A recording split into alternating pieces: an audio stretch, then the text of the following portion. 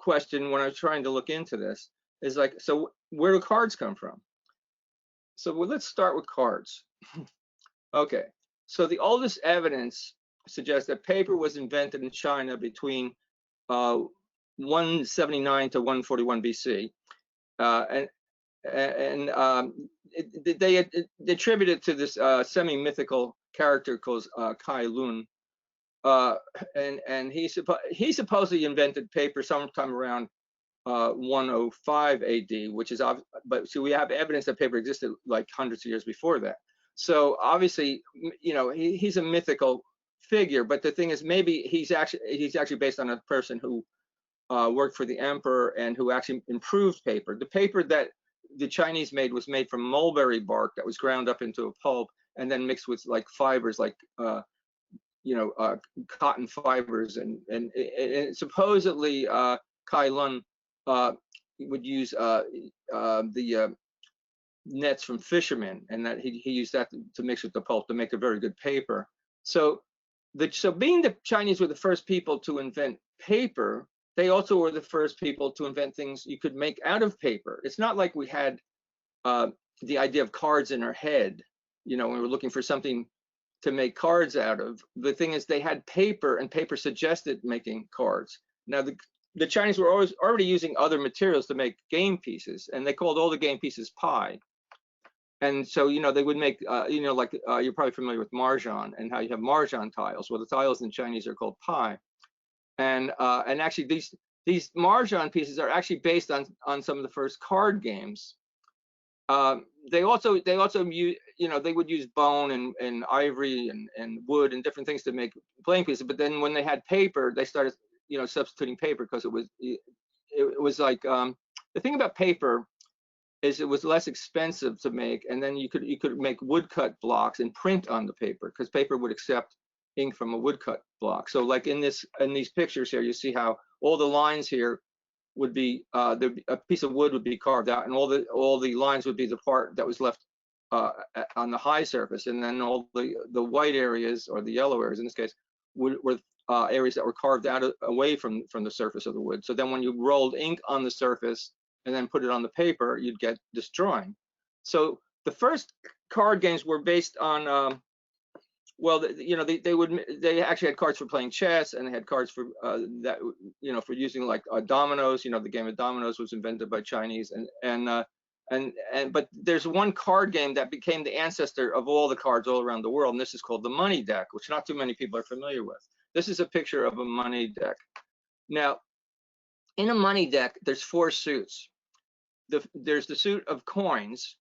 The Chinese, their coins are round with a square hole in the center, and the reason there's a square hole in the center is because you could put a cord through them and stack up the coins. And see, so the first suit is the suit of coins that was called cash, and you see it goes from there's a 0 cash, a half cash, 1, 2, 3, all the way up to 9 cash. And then you see then the next suit are these strings of coins, where they would tie a string through that hole and tie the coins together.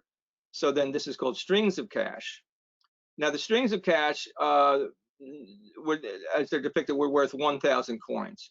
So then, you know, so one string would be 1,000 coins, and we go up to 9,000 strings of coins. Now the next one is called myriads of strings. Each myriad was valued at 10,000 strings, but they don't show the pictures of coins anymore. And then there's tens of myriads, which are like 200,000 to 900,000. So you see, it's all money. It's just money, a lot of money, a whole lot of money, a whole lot more money, you know. So, but the interesting thing to me, because there's always these pictures of these people on the last 2 suits, which are the bigger suits. Now I found out more recently. Actually, I've always been adding to this, and this isn't even in any of my books yet.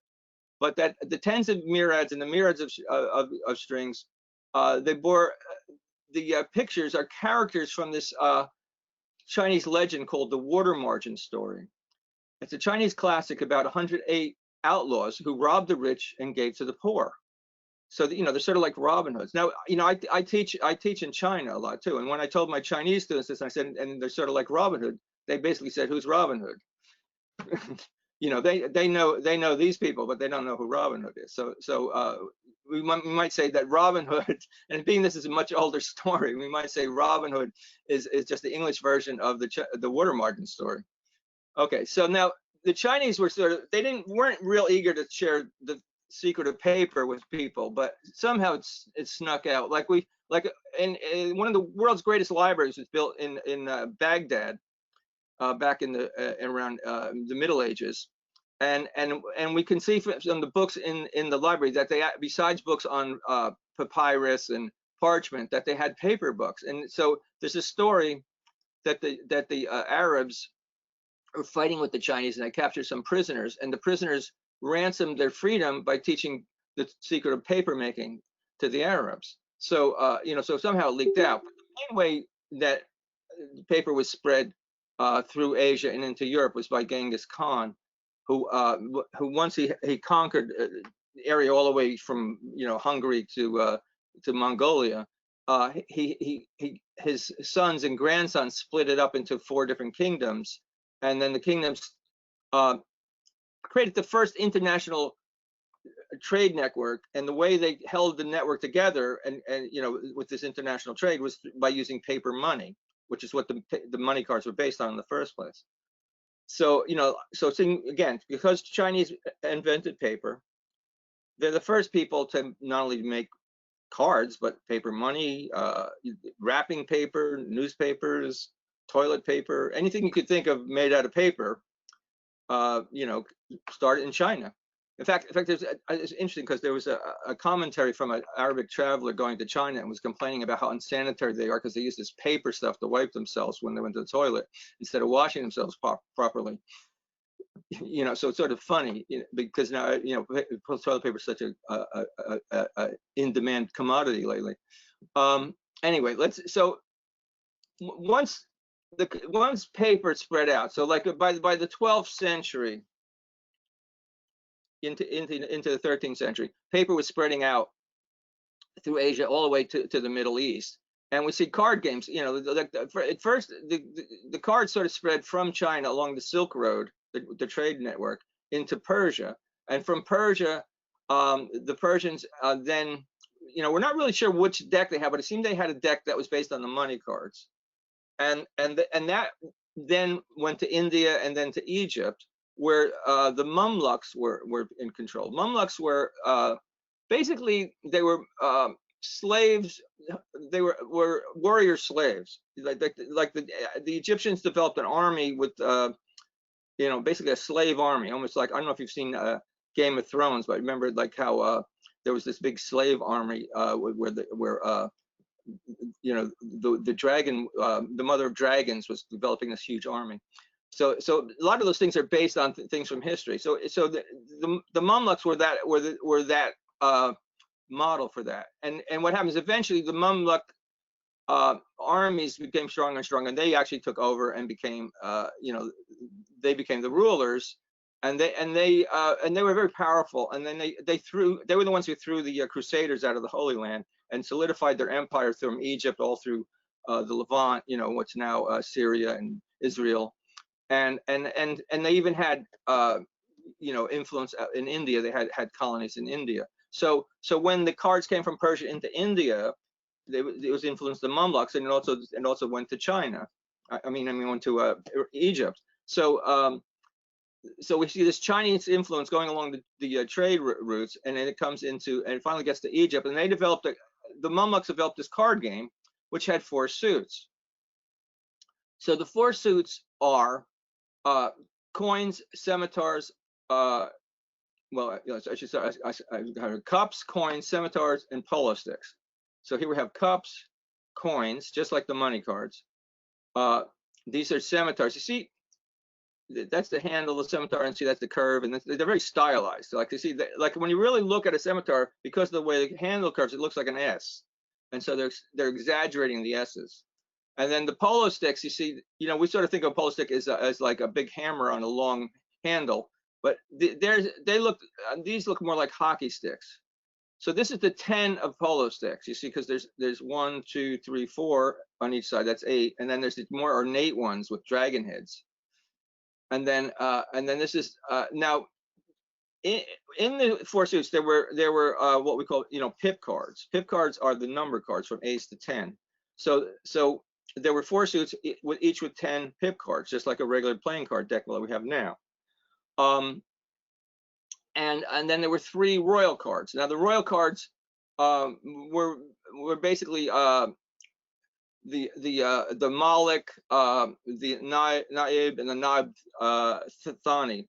So the Naib and the Naib Thani were like lieutenants. So the Malik was sort of like the ruler or the king.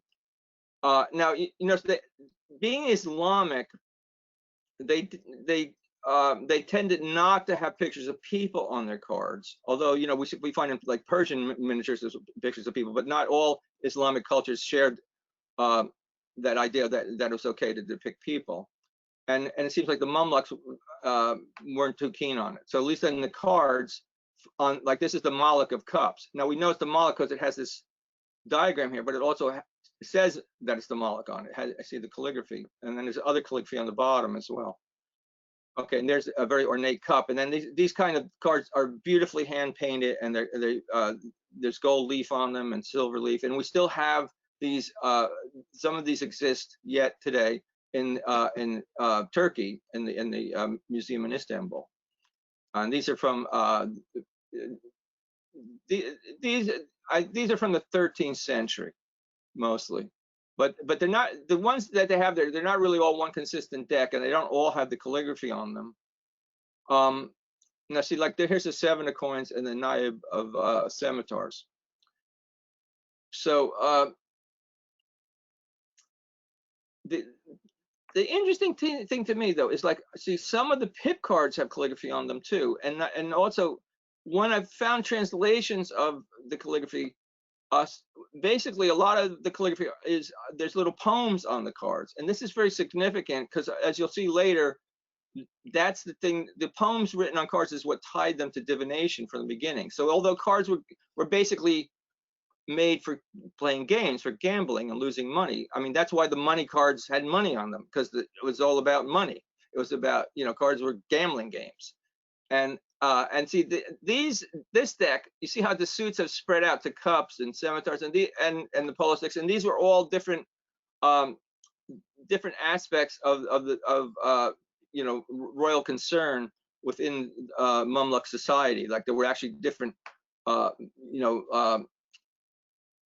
like factions of the rulers that were involved in all these things. Like the thing is.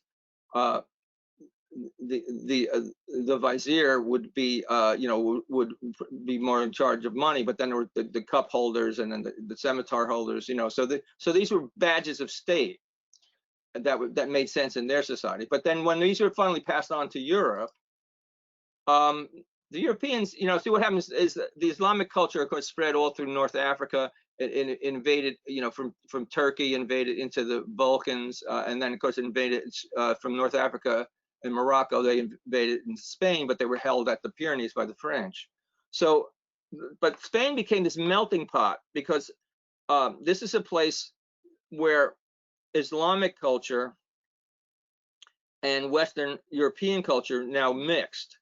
And this is almost the birthplace of the Renaissance. Here, like Spain and Sicily were the places where there was this mixture of Islamic and Western culture, and this is where a lot of books on medicine and alchemy and astronomy, all these books were being translated into Latin so people in the West could read them. And this is the birthplace of the Renaissance, really, because this is where all this knowledge from the ancient world started coming back into Western Europe, and along with it came playing cards. So when the Islamic culture in Spain and Sicily, they brought playing cards, and then the Spaniards and the Italians started copying the cards. And of course, they didn't have the same associations for the cards, but they created these decks where they had 10 pips and 3 royal cards. And we know this happened in the 1300s. Now the thing is, most of the books say the earliest evidence of cards existing in Western Europe is 1367, because these were gambling games. They were listed in laws that would ban gambling, and the first law that lists them is in 1367, but that's in Bern, Switzerland. So obviously we know that the cards came through Spain and Sicily, and yet our first evidence is from Bern, Switzerland. Now I found, more recently I found this illustration from an Arthurian legend, and this was made for the King of Naples, and who ruled from 1352 to 1362, which is an earlier date. So it seemed possible that this was actually an earlier evidence because it shows the king playing cards. You see, and here's a man holding the 2 of coins. You see that? And there's all money on the table because they're gambling, and there's 4 players. Looks a lot like a modern poker game or something.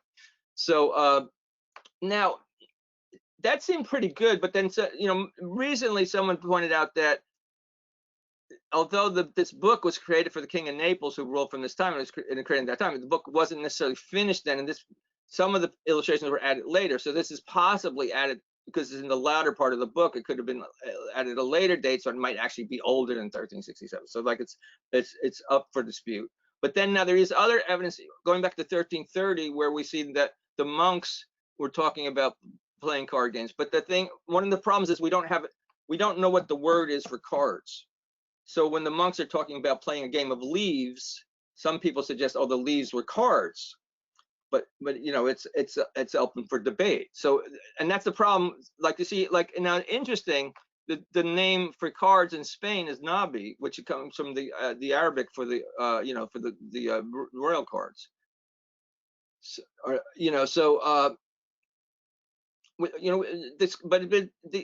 all this scholarly evidence points to this transmission from the Islamic culture to the Spanish culture. So the Spanish now created their own card decks, and the Italians did very similar. So this is a Spanish deck. I mean, you can buy these decks today. This is still the standard Spanish deck, and like any Spanish-speaking country has all Mexico all the way down through Latin America, South America. They all use this deck. They use it in Spain. They even use it in Morocco, and in the Philippines.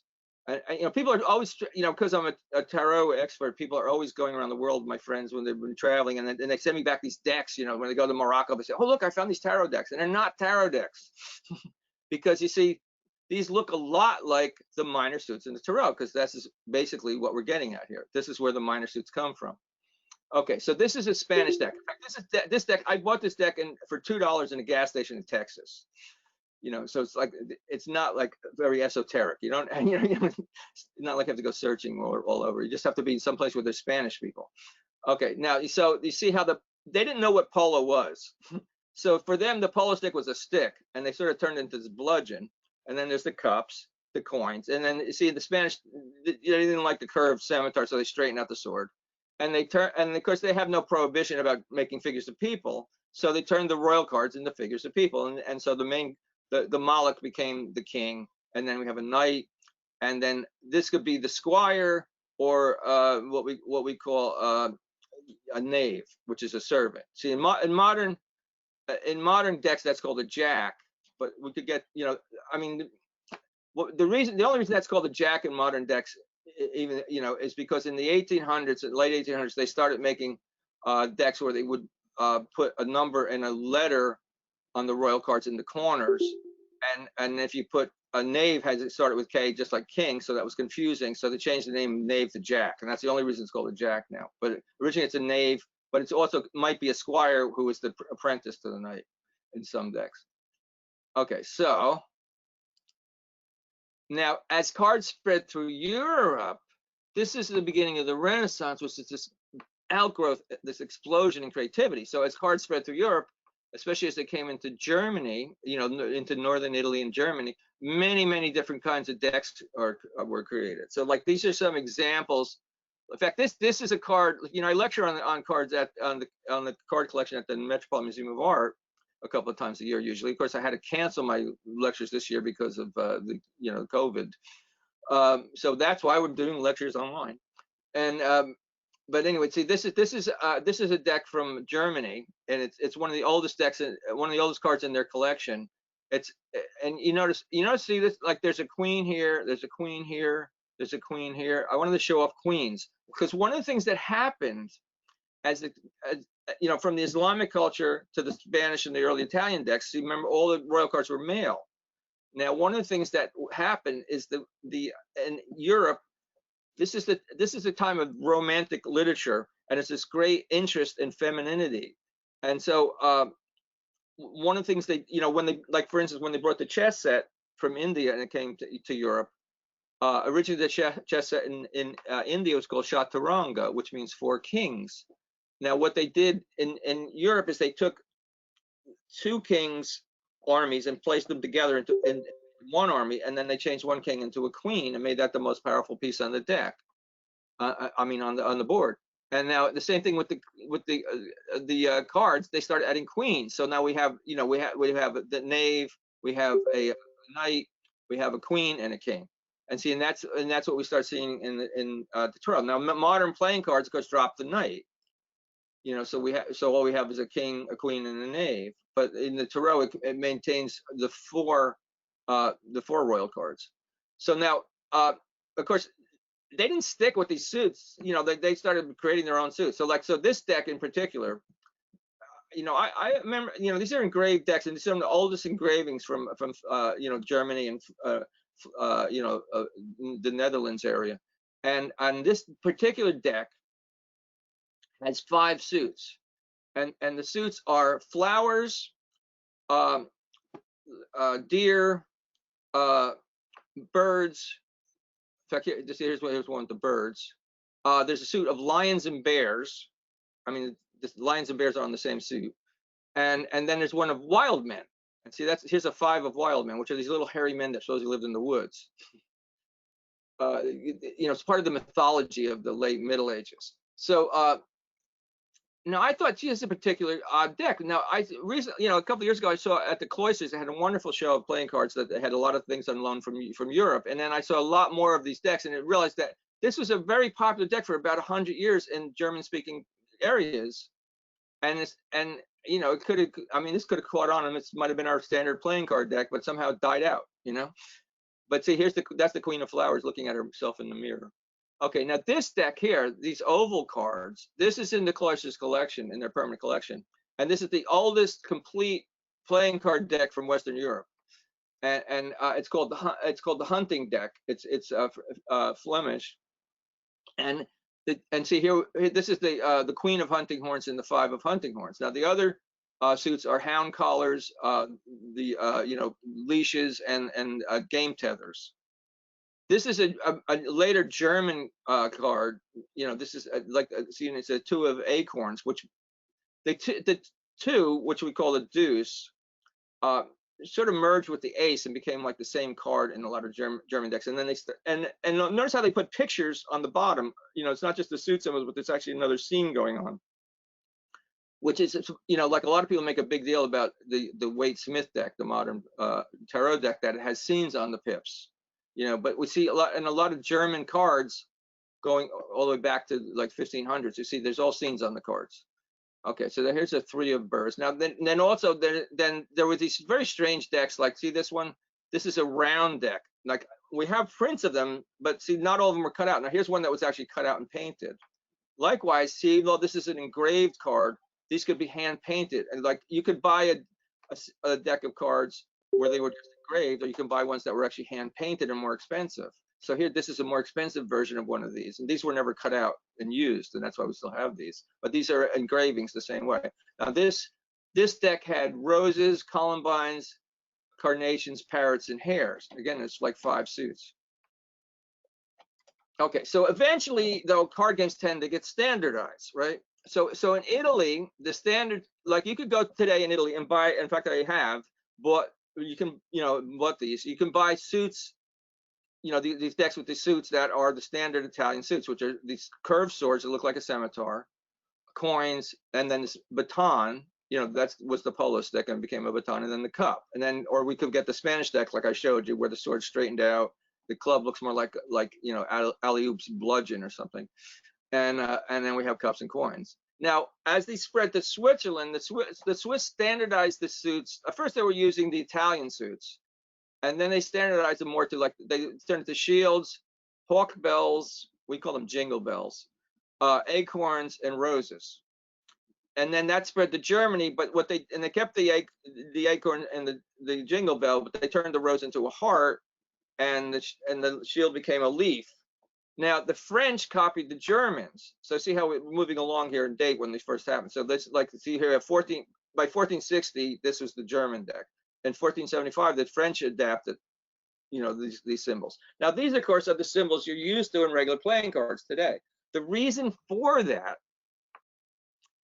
is that, see, these are a lot of work to make. And remember I told you how you have to cut away all the areas here that are not the lines, and then you know, rub ink on the wood and then print it, and then they would color it, and they would make stencils, and then you dab what's called stippling, like you take a brush that has stiff bristles that are flat, and you dab paint through the stencil, and you have to make all these different colors. So you know, these are made by hand. They're you know, craft work, you know, even though it was production work.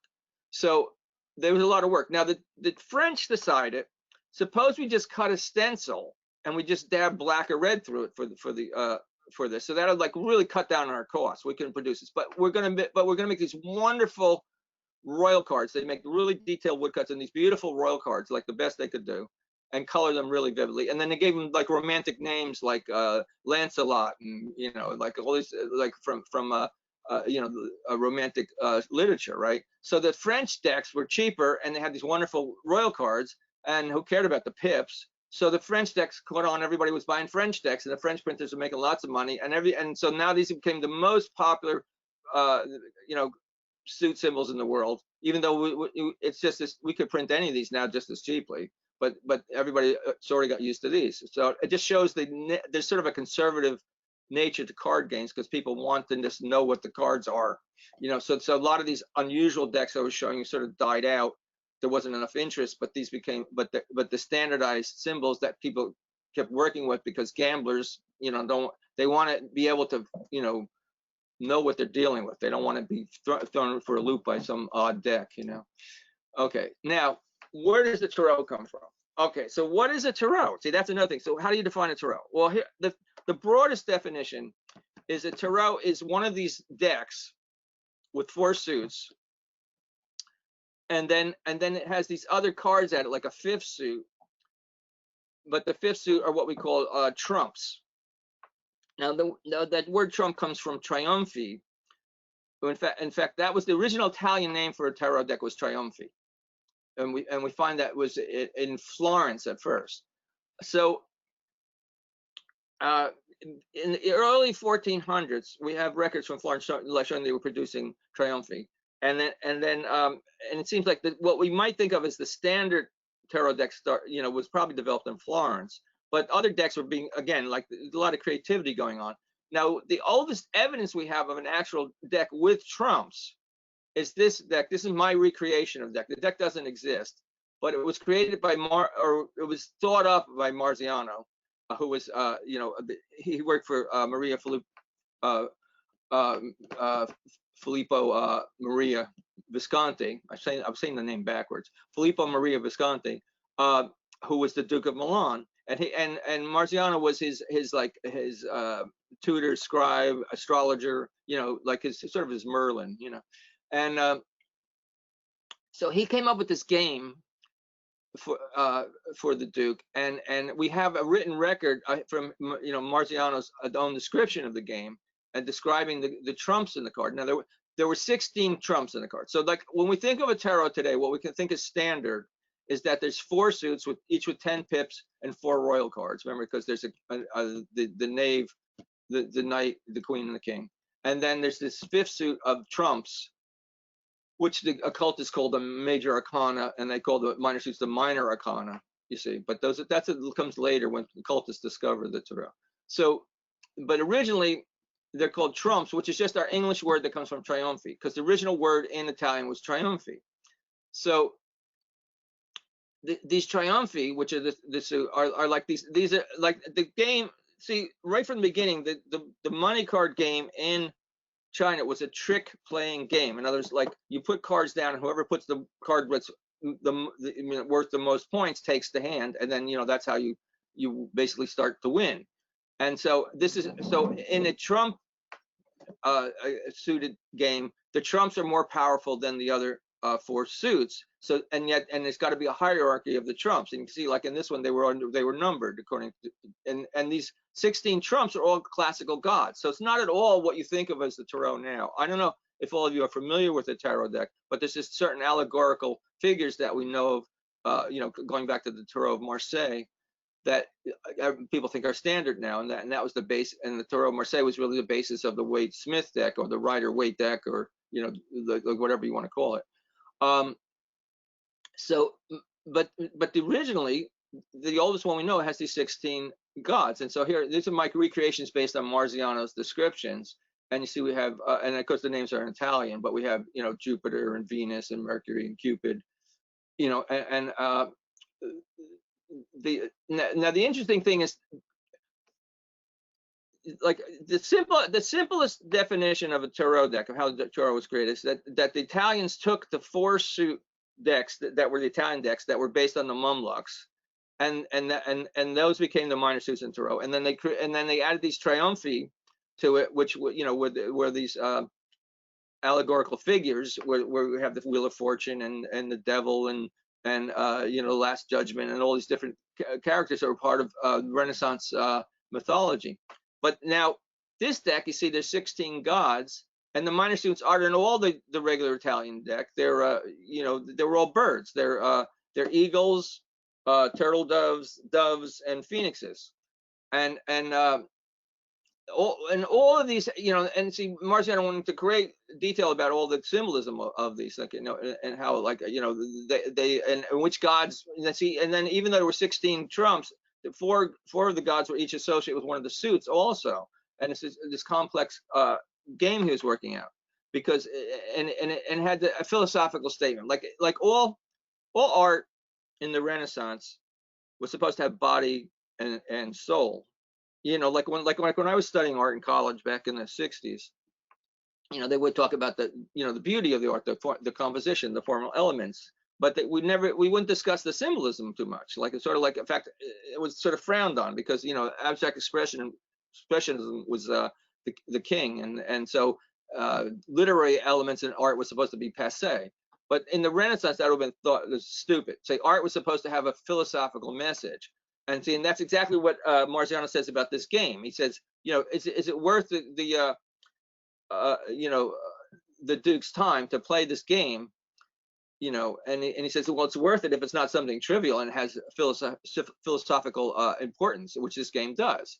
So he meant this to be talking about life, and what's important, like, you see, like, where eagles represent virtue, and doves represent sensuality, and phoenixes represent riches, and turtle doves represented chastity. So they're all related to virtues and different aspects of life.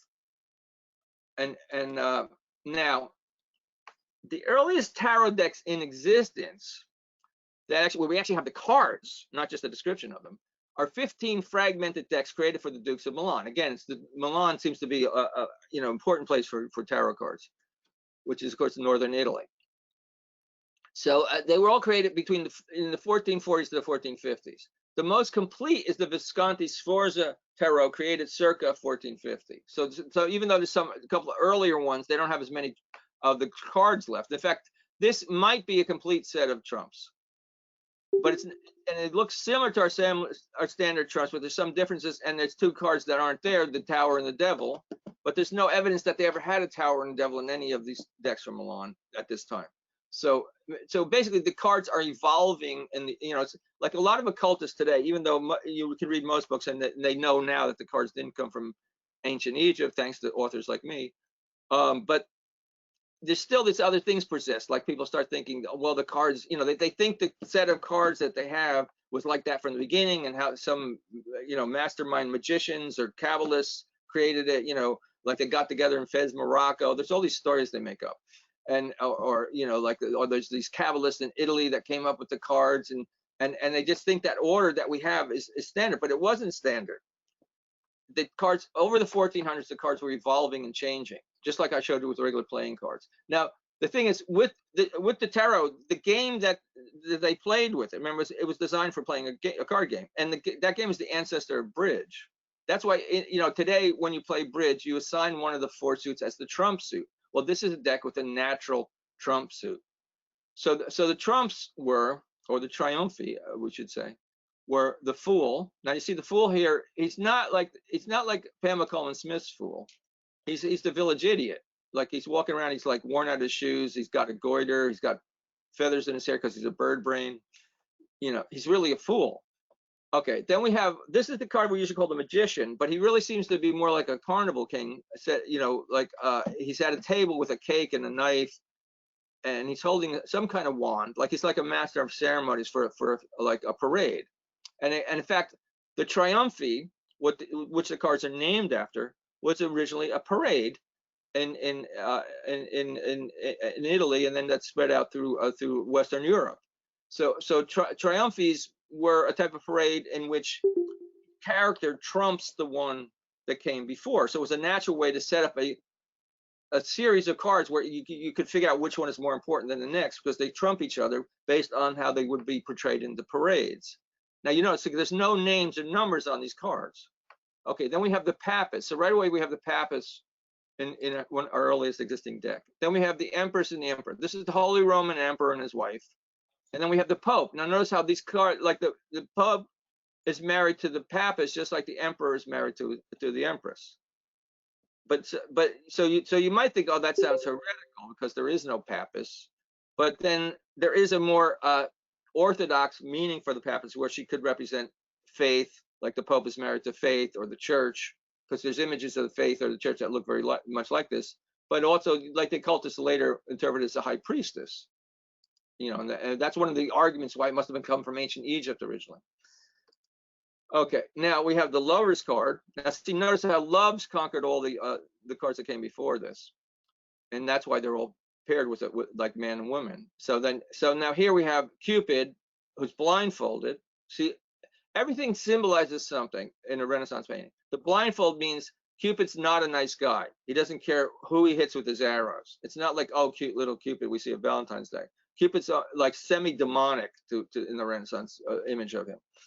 But see, in the Lovers card, the lovers use what you call virtue or chastity, is that they pledge themselves to each other. So they tame Cupid by holding hands. Holding hands was the symbol of betrothal or marriage. In fact, there's wedding plates where they just focused, like there's a painting on the plate of just hands holding like that you find from the same time. Okay, then we have the Chariot. Now notice the Chariot has a female figure on it with winged horses. She represents virtue. So see, like she's conquering Cupid. And then we have Justice, another virtue. And see, Justice has a knight because the knights are the champions of justice. They're pledged to uphold Lady Justice. It's part of chivalry. Okay, then we have, this is the card we usually call the Hermit, but you see, he's not really a hermit. He's holding an hourglass, not a lantern. And he's a hunchback. In fact, his name in Italian was El Gabbo, which means the hunchback, because he represents time or old age. Then we have the Wheel of Fortune. And again, here's Fortuna with her figures going around the wheel. And this, like a cartoon strip, they each are saying something. See this little ribbon coming out of their mouths. And this one has donkey ears, and he says, I will rule. This one says, I do rule. He has donkey ears too. This one has a donkey's tail, and he says, I did rule. And there's an old man crushed on the bottom, and he says, I have no rule. See, and again, Fortuna blindfolded. She could care less what she does to people. She's really horrible. Okay, now this is the Strength card. Now you're probably used to seeing a woman sitting, you know, opening the lion's mouth or shutting the lion's mouth, however you want to interpret it. But on this earliest one, it's interesting. This isn't the earliest Strength card, because there's a Strength card from the Cariel Visconti that's actually older, but that we didn't have as many trumps from that one. And that actually shows the woman on the lion, like more standard. But this one shows Hercules with the Nemean lion. I know he looks it's sort of a small lion, and you're thinking, okay, why are you beating that poor little creature with that club? But this is a ferocious lion. You have to imagine that. Okay, now, we have the Hanged Man. Now originally this was called the traitor in Italian, and this is the punishment of traitors, so they'd be hung by the foot. And then fittingly, after being hung, we have death. Okay, and now we have Temperance, another virtue, and she pours water into wine, so that you can drink your wine, but not get, keep your head, not get too drunk, because you mix it with the right amount of water, so it's not overly strong. And then we're having more of an elevation. We're going up to the star, and then we have Astrea, the goddess of the stars, and she's holding. See, she has stars on her robe, and she's holding a star. And then we have Luna holding the moon. And then here we have Helios or Apollo, the sun. You see that the sun is actually his head, and then there's what we call a putti. These little winged characters that we now, most people call them cherubs now, but in Italian they're called putti, or puto would be singular. So this would be a puto. Okay, and now so we went from the star, the moon, the sun. See how we're getting brighter and brighter light, and then we have the second coming, and see where God comes with his angels and wakes up the dead, for the final judgment. And see, these last series of cards are based on illustrations from the Bible. Okay, so then we have this. This is what we call the world card, but really what it's showing in this early card, see the hexagonal symbol is of the city with the putti holding it up. This represents, like the hexagon represents the squaring of the circle. It's not a square, it's not a circle, it's in between. So the circle is the spiritual realm and the square is the physical realm. So it represents the spiritual realm entering the physical realm, which in Revelation is the final scene, which is called New Jerusalem, where the heavenly Jerusalem descends to earth, and then for 1,000 years there's peace on earth. And see, here we have from Revelation, this is Albrecht Dührer's illustration of the same scene, where St. John, the angel showing him the New Jerusalem. See, and there's the walled city. Okay, so now the pip cards, it's interesting because instead of that curved sword like I showed you before, this one has straight swords, and here's the Three of Cups and the Five of Swords, so you get an idea what they look like. Now I know you're wondering, okay, so I told you all about cards.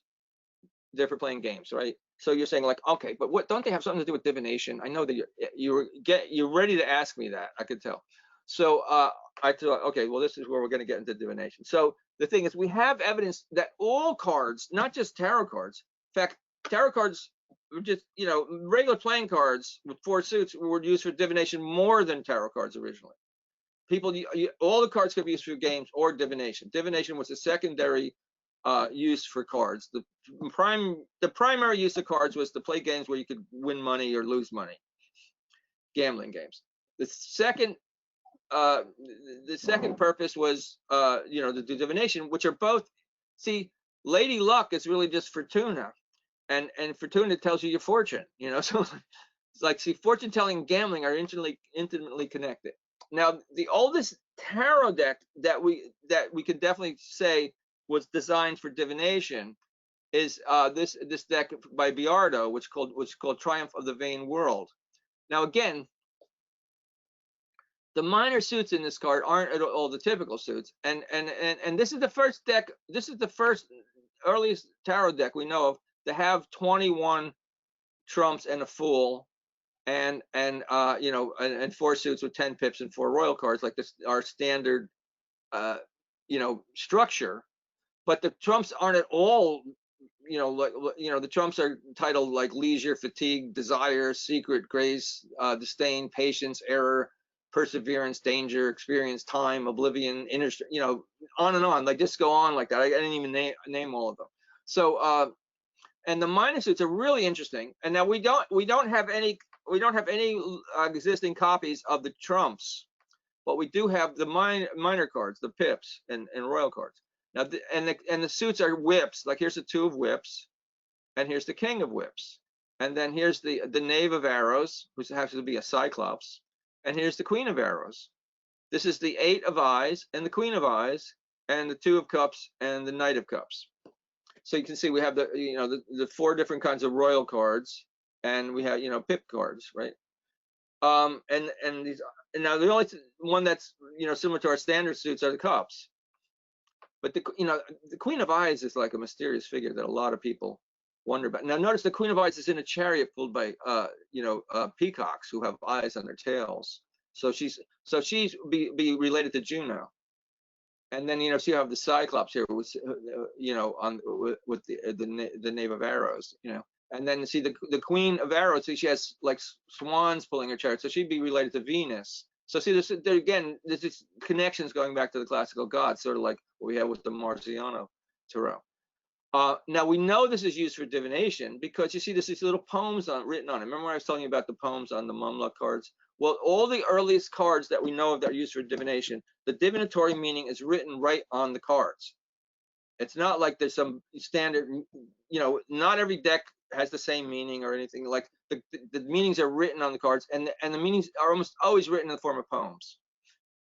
In fact, that's like the earliest, see, there were lots and lots of books which we call lot books or lottery books or fortune books. People translate the names differently. They're really popular in Germany and Italy, and see, like in Mainz, there's this one. This is from 1485. Well, actually, this one's published in Basel. Okay, and then see in this one, you see how like there's these more elaborate poems next to all these animals. Now, and then what you had a wheel with the pictures of the animals on. You'd spin it. You spin the like you put a we have the prints of the wheels, and then you put some kind of marker, like a needle there that you can spin, and then it'll point at an animal, and then you go to that animal in the book, and then that would be your fortune. You see? Now, this deck, which was this is printed in 1505, and this is usually called the Man's fortune telling book. This one, there's a wheel, and then you see, and here's those German suit symbols. See, there's the heart, there's the leaf, the acorn, and the bell. And then you see there's all numbers, like you see. So you put your spinner here, and it will point to the number, and then it could go to that in the book. Or you could just take the cards themselves and shuffle and cut the cards and get a card that would take you to the meanings. And see here, now this is the page where it's the royal cards, was the ace, and the royal cards for the German deck. Now in German decks, there's a king and there's two knaves. There's what we call the upper knave and the lower knave. It's like the structure is closer to the Mumluck structure, where you had the the vizier and then his lieutenant and his second lieutenant. So here we have the upper knave, and you can tell it's the upper knave because the suit symbol was high, and the lower knave, the suit symbol was low. And then here the ace, and some of the early decks, the aces are in flags like this. Now this particular one for the king, it says, I actually tried to translate this, and it's really hard because it's not modern German. I can't get all the words, but this is the basic meaning. It's like if I just sort of try to make out what this means. It means you're drinking too much wine, therefore you'll have sorrows. Where see, like for the upper knave, it says, enjoy and have a free life, serve God, and all will be well. And then for the lower knave, you've had a bad year and you have much debts. You promise to pay your debts, and you'll die as a beggar. So they're pretty gruesome kind of. I don't know if I'd want to use this book actually. But this is the history of divination. You see how so poetry is always connected with divination. Like it's interesting. Now this is a book that I lecture on at the when I give my lecture at the Metropolitan Museum. They have a copy of this book, which is Le Sorte, which means the Fates, by Marcolini. And you see, this is published in Venice in 1540. And it makes use of the ace, the deuce, and the 7 through 10, and the royal cards from the suit of coins in combinations of 2 to answer 50 questions listed in the book. There's 13 questions for men, such as, is the lover loved by his mistress? There's 13 for women, such as, will the woman suffer for her lover? And there's 24 for both of them, such as, will the world find peace? I mean, they were asking that back then, Okay, so the querent draws 2 cards from the deck and finds those pictured in the book. He will then be instructed to draw an additional card and proceed to an abstract principle page. See, that's where we have these other allegorical figures, right? Where he will find the card is paired with another, and then proceed to the philosopher page, where he finds a picture of both cards and his answer written to the side. The answers are in the form of 3-line poems called tercets. Okay, the tercet under Socrates answers, peace will arrive, making everybody happy after you have spent a long time in troubles, but peace will come with slow steps. Of course, it doesn't sound so good in English because I'm not rhyming it. It's just a direct translation. You have to remember, these are poems originally, and they rhyme. Okay, it's much better in Italian. Okay, that's the actual book at the Met too. Took a picture of it when we were looking at it to get an idea of the size of it.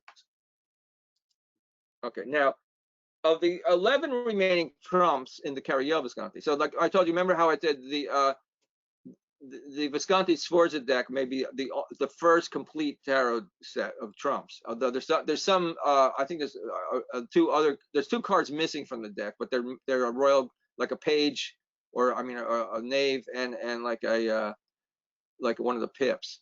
But like, see now, there's 11 remaining cards in the Cariel Visconti, which is at least it's older than the other deck I was showing you, the Visconti Sforza. So this is made between 1442 and 1445, and you can see in this deck, you see here's our lovers card again, and then you can see how there's a dog on the bottom, which is again a symbol of fidelity, which emphasizes the idea that Cupid is fickle, but by pledging themselves to each other, they're faithful, they have fidelity, and they balance Cupid.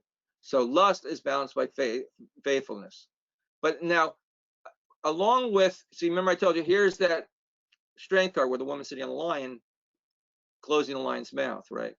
But there's also, we don't, the rest of what we call the cardinal virtues, the ones we're used to seeing in the tarot, aren't there. There's no justice, there's no temperance, because they've been lost. But there's these Christian virtues which aren't in our standard tarot anymore.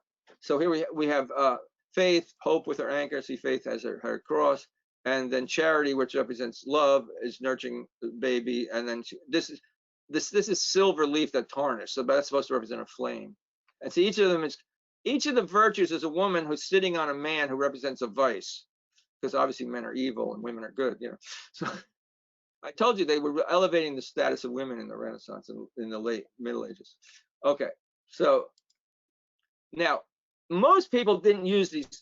Like, see these cards, these are, look at, they're hand painted, these are gold leaf backgrounds, they're all detailed, and the reason they're in such good condition and we still have them is because they were made for dukes, and they were treasured and given as wedding presents, and hardly anybody, I mean, definitely if anybody ever played games with them.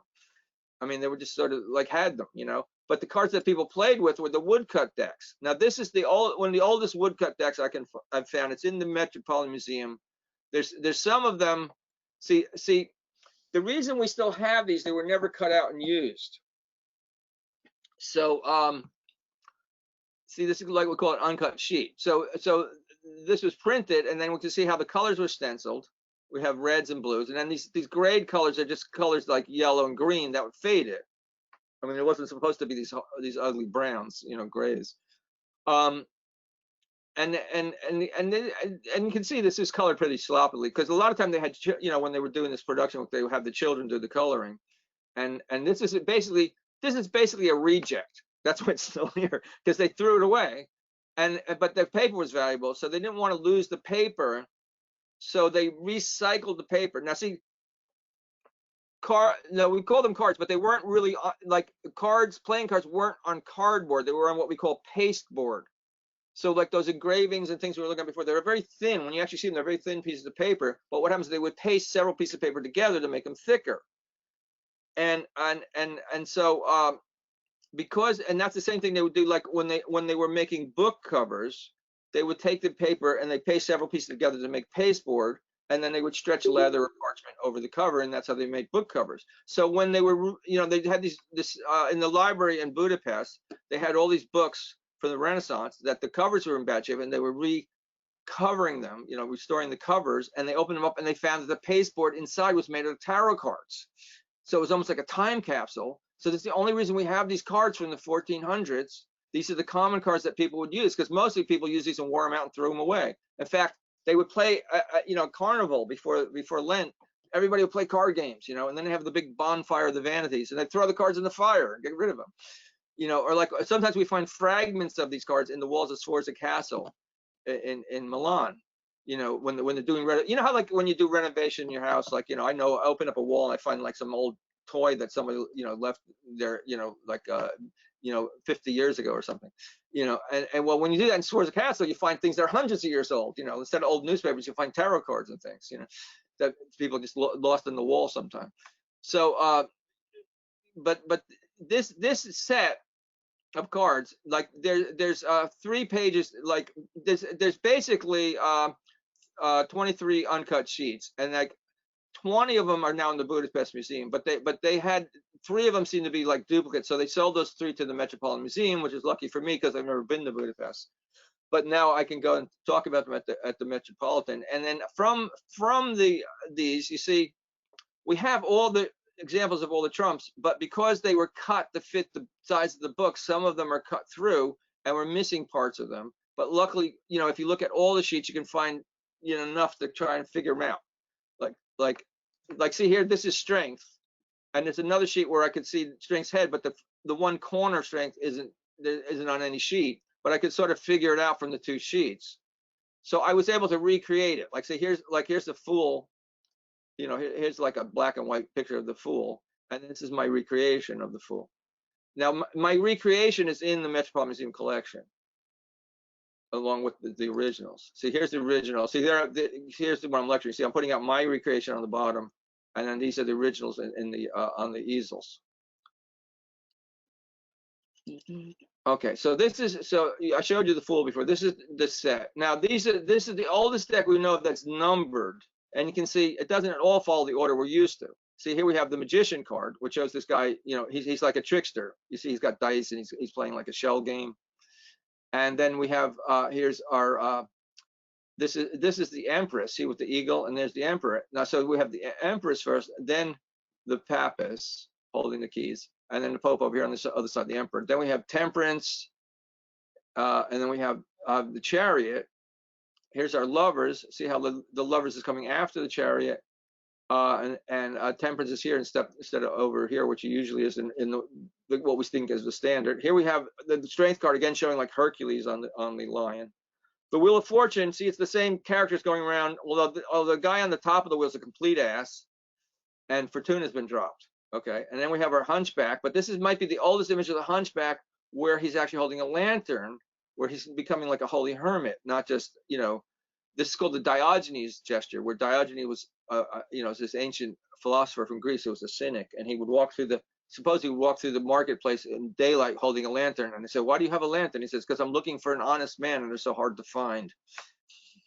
So that's called the Diogenes gesture. So it's interesting because he's looking for virtue, right? And so you see in how there's the virtues all around here. Like, so here we have strength, and we have temperance, and see here's justice. Okay, and here's our Hanged Man, death, and then here we have a devil in the tower. This might be our oldest images of the devil in the tower. And then we have a star, the moon, the sun, again with the face on the sun, just like in the Visconti Sforza.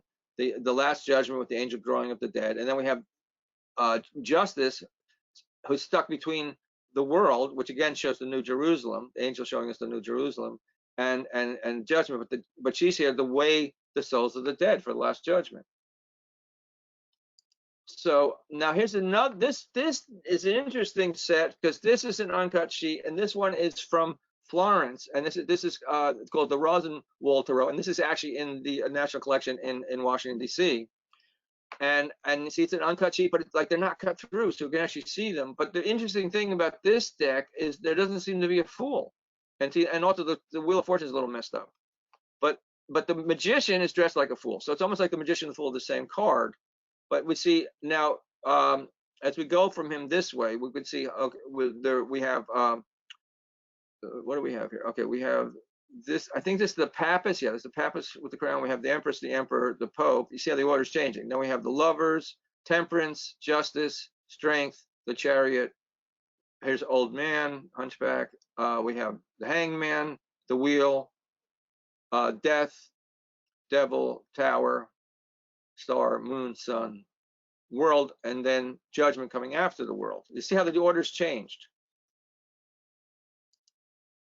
Now, that it's interesting that in Florence, that this is something a lot of people don't realize about the Tarot, that in Florence, which they probably developed that series that we saw in the deck from Ferrara, like, because basically from Florence it spread out to Bologna, Ferrara, Milan, Venice, Rome, all these other places where they started creating tarot decks.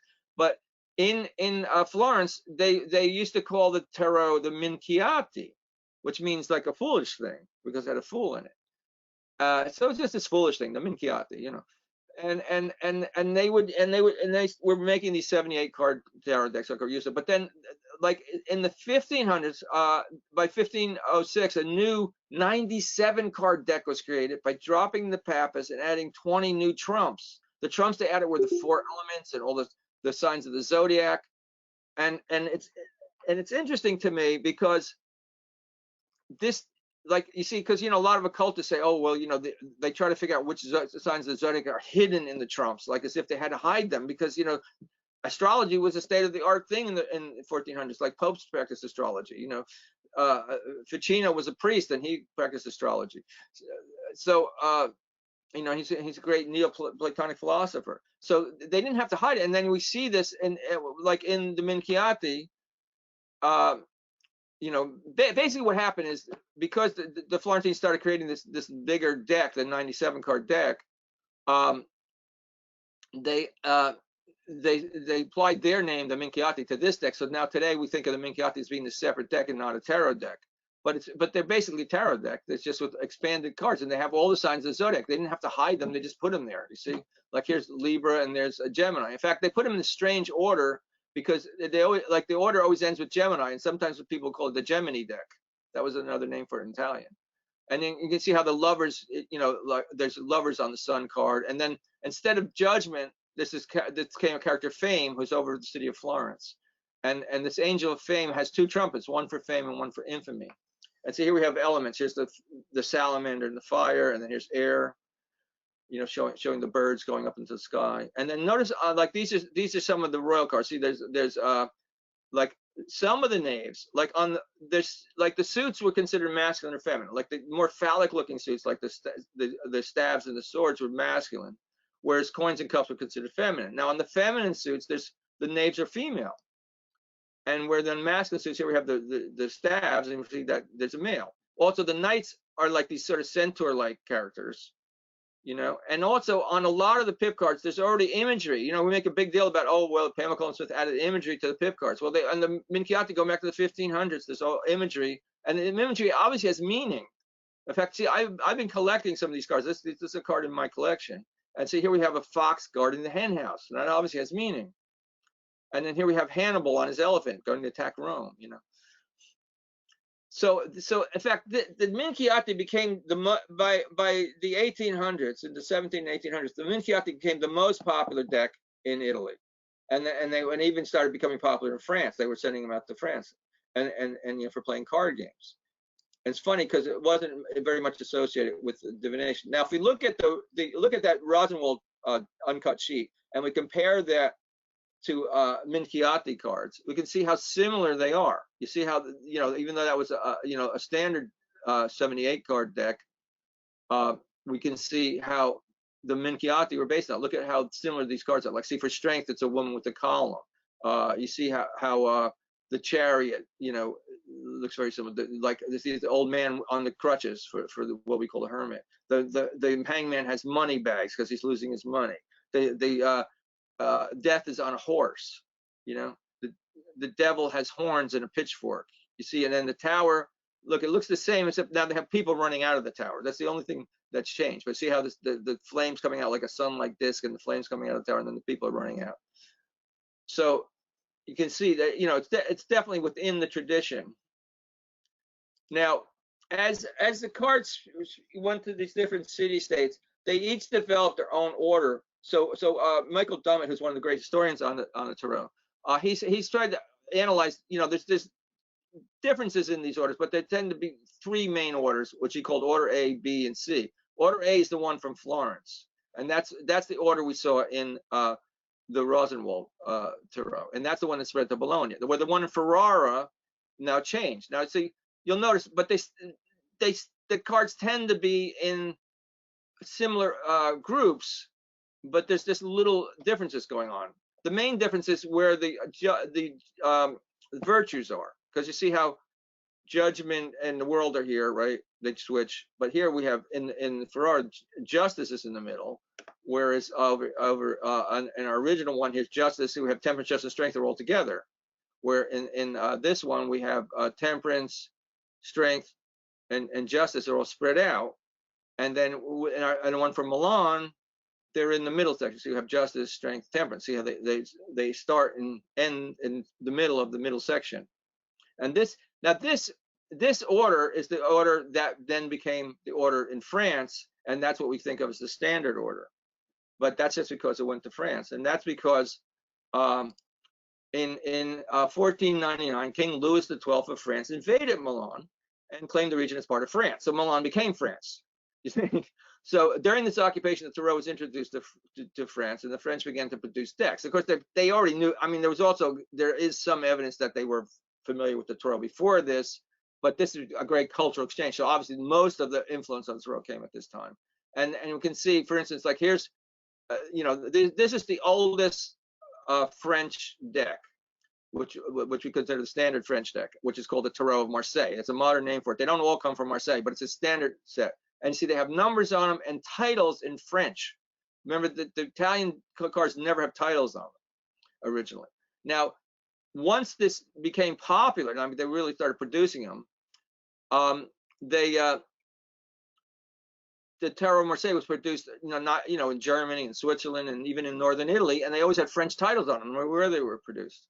So, and they're all called the Tarot of Marseille. But the oldest one is this one, which is, the Jean Noblet, which is printed in Paris around 1650. Now look at this. This is a card found. Remember I told you the cards found on the walls of Sforza Castle. So this is a card from Milan, a world card, and see how similar it is to the world, what we think of the standard world card that's in the Tarot of Marseille, and that's where that image comes from, where this the four evangelist symbols in the corner and this female figure in the center. And in fact, there's cards from Sforza Castle that look a lot like the star card, and we'll see more of this. Let's go on. I mean, I want to keep this going. I want to go on forever. Okay, so now you see the thing is that order that we call the Tarot of Marseille, and we can think that's the standard order. That's only the order of the cards that they had in Milan. There's always different orders in Italy. But so now a lot of occultists make a big deal about the order and what numbers on the card. But you see, let's go back here a second. You see, even though they're grouped in similar ways, they could all have different numbers. So the number is not clearly associated with the card, except death.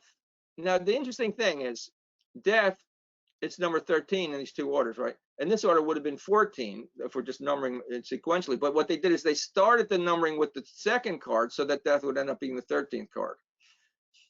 And they just didn't number the magician. So there seems to be some connection between 13 and death, which maybe was why it's so unlucky. Now, okay, so now we come up in the 1700s. And in 1700s in Paris, there wasn't so much interest in the Tarot right then. More in southern France, they were in the Tarot, or in Germany. And then this occultist, Coeur de Gebelon, Coeur de Gebelon, I can't remember how to say his name. Okay, Antoine Coeur de Gebelon.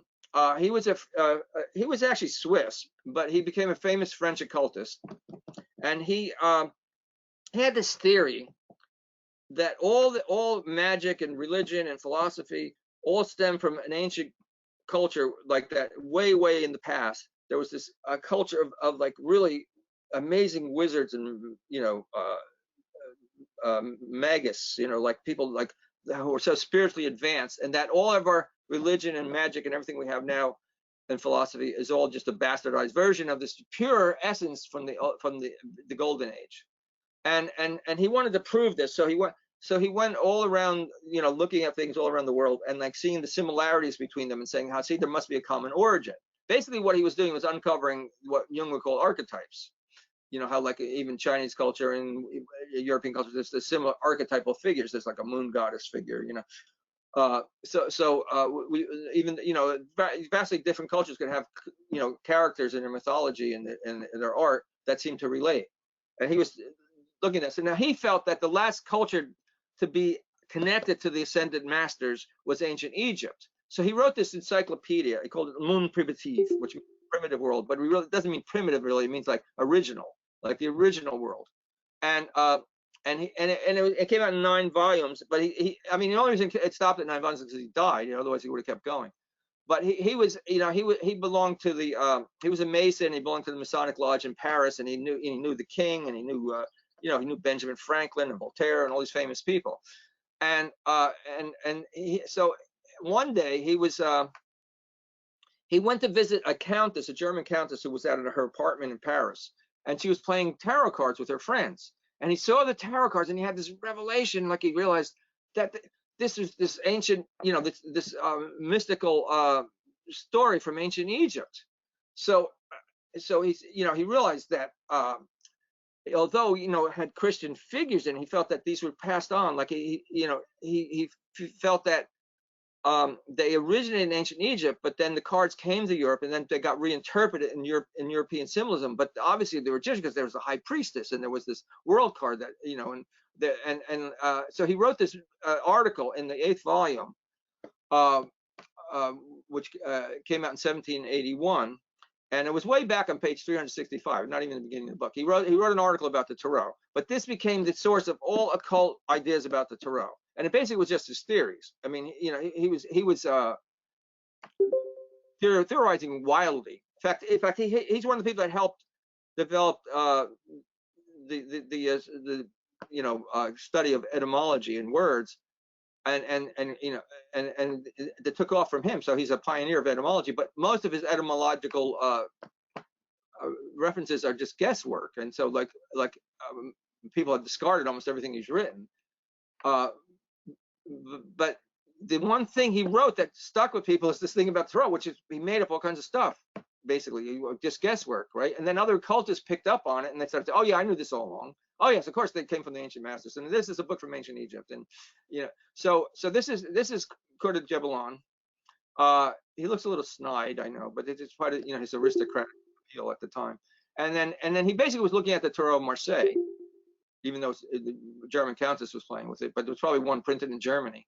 And then in his book, he hired Mademoiselle Linot to make these engravings of the cards, and then he changed all the names. So they see the charity called the Charity of Osiris, and then the devil is Typhon, which is basically a Greek name for Set, Osiris's evil brother. And then the star was Isis, and like renewing the Nile, and on and on and on. So he gave them all Egyptian themes and showed how they really came from ancient Egypt.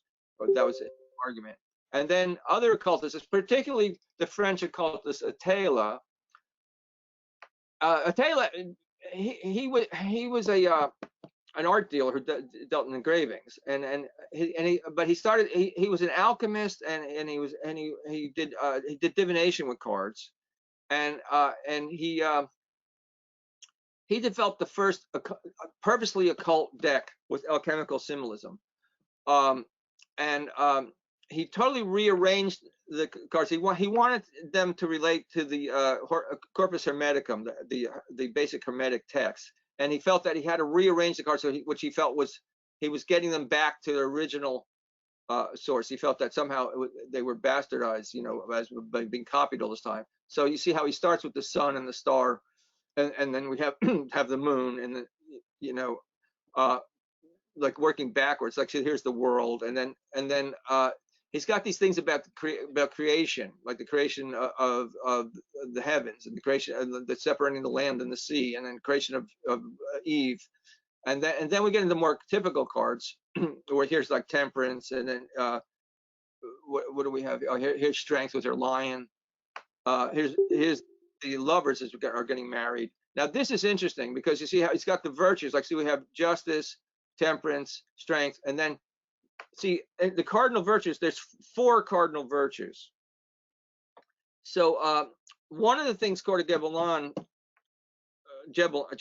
asked was like, okay, so why are there only 3 cardinal virtues? So he said, where's the 4th? Because temperance was missing. So he decided that the hanged man was really a mistake that the printers made, and it's really supposed to be a man standing on one foot, depicting temperance and avoiding a snake, not tied by a rope to a scaffold, which we know isn't true because we know that the Italians knew the name was traitor, and that was the punishment for traitors. In fact, when I was in Bologna, you could go in the cathedral and you could see the scene of the Last Judgment. You could see traitors being hung in hell by one foot, the same way they look just like the tarot cards. So, but he didn't know it. He didn't know nothing about the Italian origin, so he's just making up stuff. So now, Atala, he created this nice. He had this, remember he worked with engravers. So he had the engravers make this beautiful image of a woman avoiding a snake, holding up her dress to avoid a snake for prudence. And see, she's holding a caduceus, and it looks like a big T, like saying that the tarot, the T, is the caduceus, which to an alchemist, the caduceus was the philosopher's stone. Similar, it's because the caduceus had magical powers. Hermes or Mercury's caduceus, that's his staff with the two snakes, could heal anybody and transform things. So that's always a symbol the alchemist used for the philosopher's stone. So he's basically saying that the tarot is the secret of alchemy. And see, here we have the devil, we have the magician. This is the last judgment. There's death. Here's our hermit, the tower, the wheel, chariot. Now the fool, instead of starting with the fool, he made the fool number 78, and he designed this deck for divination. Now you see how, and again, going back to the original idea, the divinatory means, even though they're not poems, they're just one word, but they're written right on the cards. And there's one upside down on the bottom because he championed the idea of reversals, like having upside down cards. Okay, so other occultists, of course, jumped on this. Like one of the most famous is Eliphas Levi, but there were others like there's Pappas and Paul Christian and like all these different ones in the 1800s. But Levi is probably the most influential. In 1854 and 55, he wrote his masterpiece on his magical thinking called The Doctrine of High Magic and the Ritual of High Magic. And then see later, Arthur Edward Waite, who's famous from the Waite-Smith deck, he translated that into English and turned it into one book. Okay, and so it had a big influence on the English occult movement. And see the things, Levi never wrote a book on the tarot, but he incorporated the tarot into his whole theory that it was the key. He felt it was the key to the Kabbalah. In fact, he had changed his name to Eliphas Levi to make it more Jewish sounding, because that wasn't his name originally. So the thing is, he wanted to, he believed that the Kabbalah was the essence of the tarot, and the tarot was the essence of magic, and then all these things had to be married together. So he didn't write a book on the tarot. He wrote a book in which there was 22 chapters, and each title of the chapter is related to the fool or one of the trumps. And he's also related to one of the 22 letters in the Hebrew alphabet. And he felt that the letters of the Hebrew alphabet, because there's 22 of them, they must therefore coincide with the trumps. And that was the secret meaning. And then see, in the Kabbalah, each of these letters are also associated with like a celestial body or an element or planet, a zodiac sign. So now the tarot cards could be associated with these zodiac signs. So it sort of makes it like a key to unlocking the secret it's a secret code, the tarot, according to him, which isn't at all true. But this is how even though a lot of people know that cards don't come from Egypt, this idea persists. Now, he was an artist himself, so you'd wonder, why didn't he design a tarot deck? Well, again, he didn't even write a book on the tarot. He incorporated everything. But in his book, in other books, he did do illustrations. Like these are from the Doctrine of High Magic and the Ritual of High Magic. So he did this one card, the Chariot, in which he has the Hebrew letter and the number on it. And he changed the horses into sphinxes, but actually there is a French deck where there were sphinxes on it before that. Also, he did this character Baphomet, who was the god of the Knights Templar, who's a goat-headed god, who's male and female, and this influenced later devil cards. Also, in this the Wheel of Ezekiel, see here the Wheel of Ezekiel. This is what influenced the Waite-Smith Wheel of Fortune. So, in fact, because I told you, Waite translated this, right? So, what happened is, Levi came over to England to teach his occult ideas, and Waite helped promote it. And then, in England, in the late 1800s, 1880s, this occult society was developed called the Golden Dawn. And so, all the top occultists in England studied with the Golden Dawn, and then they had people coming and getting lessons. And Waite was a member of the Golden Dawn. And then what happens? The Golden Dawn fractured because Aleister Crowley, who's he's a disruptive character, a magician who's famous for his works, but he's really like a horrible person to be around from all accounts. And he helped split up the Golden Dawn. And then so Waite was the head of a fraction of the Golden Dawn, in which Pamela Coleman Smith, who was a young artist, young gifted artist, she joined Waite's Golden Dawn faction.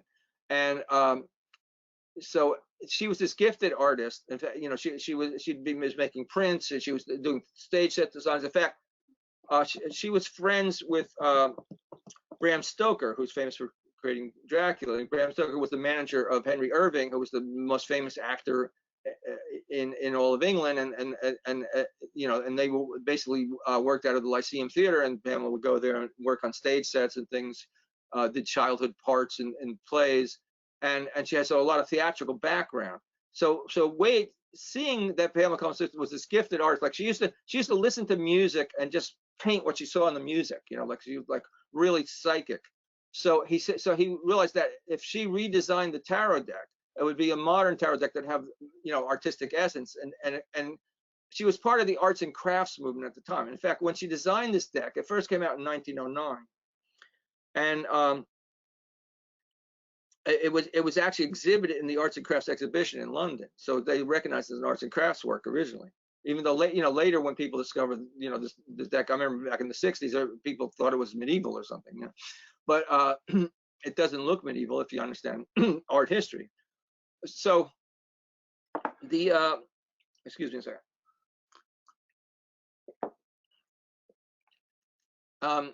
So she studied with Waite. So Waite influenced her ideas about what should be in the tarot, and he introduced her to Levy and these different things. But then she designed the deck. He hired her to design the deck. And Waite probably had very little influence on the minor suits. He had the most influence on, we can see, on the trumps. But then even then, she went off away from him. And in his memoirs, he talked about there were certain cards he really cared about, and he was really afraid that he couldn't control her because she was so intuitive, and he had to try to spoon feed her these 3 different cards, you know, to get the images he wanted.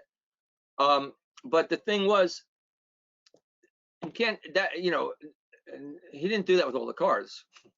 So now, when this deck first came out, and came out in 1909 in England, there was no tarot deck in England. All the cultists that used decks, they were using French decks. They were buying from France. And so this is the first deck produced as a tarot in England. They had plenty of card decks, and they had divination decks and all kinds of things historically, but they didn't have tarot decks. And so when it first came out, it was called the tarot, or taro, as it would, you know, sort of the English accent. And then later it was brought to the United States. In fact, people started copying it, and, you know, there were bootleg copies of it spreading around the United States in the early 1900s. And then by the 1960s, we start seeing, like, the you know, U.S. Games picked it up and got the rights to produce it. And then they called it, first they called it the Ryder Tarot, because Ryder was the company that produced it. Now, eventually they changed it to the Rider-Waite Tarot, and that's sort of the name that's on the box today, because they're equating weight with it. And if you read a lot of, again, if you read a lot of occult books about the tarot, and they're always talking about that Waite designed the deck. And then they say, what did, you know, people are always saying, what did Waite mean by this little, what's this little detail here? What did Waite mean by that? Waite didn't mean anything by it, because he didn't do it. There's no definition of the word design that fits what Waite did. He didn't design the deck. He hired Pamela Coleman Smith to design the deck. And in fact, the very first article about the deck came out in you know, because it came out for Christmas in 1909, and there was this magazine put out by Ryder called the Occult Review, and the editor, the chief editor of Ryder, wrote the first thing ever about the deck. And he said, because he had an article in the issue, and he said, we have this new deck that's designed by Pamela Coleman Smith, who did extensive research on antique decks to create this deck. And yet, you know, so none of the authors, you know, have seemed to pick that up until lately. Now, that's why today most of the authors are now, like myself, refer to it as the Waite-Smith deck, because it was Waite, his tutorage of Smith, and he hired her to do, but she designed the deck, so her name should be on the deck. And it's sort of sexist that it wasn't. Like here's an ad from, this is an ad from the Occult Review from 1909, right? And she says, a pack of 78 tarot cards from new and original designs by Pamela Coleman Smith. Published at the same time as this book. This, without question, the finest and most artistic pack that has ever been produced. Price 5 shillings. So, you know, it was a deal, because that deck's now worth thousands. I had a copy of it when I did an exhibition on the tarot in Los Angeles, and we had an original copy. So I have pictures of it in some of my books. Okay, now you can see, like, let's look at the devil card, for instance. Okay, now here's our, here's a tarot of Marseille devil, and you can see how it was reinterpreted by Atala. And then here's what, you know, Life is Levy did, and here's what Pamela Colin Smith did. And I see her devil's based on all these devils, really. You know, and then now here's what Waite wrote about it, which is, I thought it was really interesting. Okay, the design is an accommodation, mean, or harmony between several motifs mentioned in the first part. The horned goat of Mendes. Now this is a reference to this. It says it's the horned goat of Mendes. So he's already referencing Levy, with wings like a bat. See, because that's what's originally on the Marseille deck, right? Is standing on an altar. At the pit of the stomach, there is a sign of Mercury. See, now the sign of Mercury is the caduceus, right? Now look, he's supposedly describing this card. He says there's a sign of Mercury here. It isn't there. It's here. He forgot what he's writing about. He's starting to write about Levy and not the card. So, you know, obviously, when you talk about little details, what the Waite mean by it, he didn't mean anything, but he doesn't even know what's there. He's not even looking at the details. So he's off in his own mind. Okay, the right hand is upraised and extended, being the reverse of that benediction which is given in the Hierophant in the fifth card. Okay, the left hand is a great flaming torch inverted towards the earth. A reversed pentagram is on the forehead. Now notice how Levy had the upright pentagram and they reversed it, right? There's a ring on the front of the altar from which two chains are carried to the necks of two figures, male and female. Now it's a little ambiguous in the original Marseille deck, where you see how it gets much clearer in the Atala, whether he makes them male and female. Okay, so that's, you know, going back to this again. These are analogous with those of the fifth card. Now, see, and he's talking about the fifth card, which is the Lover's card, as if Adam and Eve after the fall. But he should have said the sixth card. So he didn't even get this. He wrote the book so quickly, he didn't even, you know, this is another mistake, like where he says it's the fifth card when it's really the sixth card. And hereof is the chain and fatality of the material life. Okay, so you know, I put, like, remember, Pamela Colin Smith studied with Waite. He hired her because she was creative, intuitive. She was basing her ideas on his teachings, but she did all this research herself. And like, Waite did not design the deck. He doesn't. And when he wrote about it, he wasn't even really looking at it. Now, one of her things he researched is one of the earliest tarot decks to have imagery on the pips was called the Solabusca deck, which was created in Italy in the 1400s. And you can see how some of her cards are directly based on the Solabusca, and there were copies of these engravings in the British Library at the time when she was doing her research. We know that. And see, this is where that Three of Swords comes from the Solabusca. Okay, but she also based cards on, you know, the Tarot Marseille. See, like see the lemniscate symbol, that comes from this ribbon going around the coins here. Or like, see this symbol with the two cups and this sort of caduceus-like thing, that's like in the Marseille deck. And then see that's what she then built out of that, like have a man and a woman holding the cups, and then change this into a lion's head with wings. So she's very creative, you know.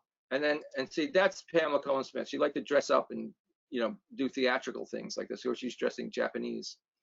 Okay, so that brings us pretty much up to date, because then that became, the Waite Smith deck became the most popular tarot deck in the world, and all the modern decks then that we use now are you know, because of the popularity. But the popularity really just started in the 1970s, and now today everybody thinks, oh, the tarot must have been used for divination. But it's only since then that the tarot became more and more popular for divination, where before that, regular playing cards or like oracle decks that were made for divination were much more popular. Okay.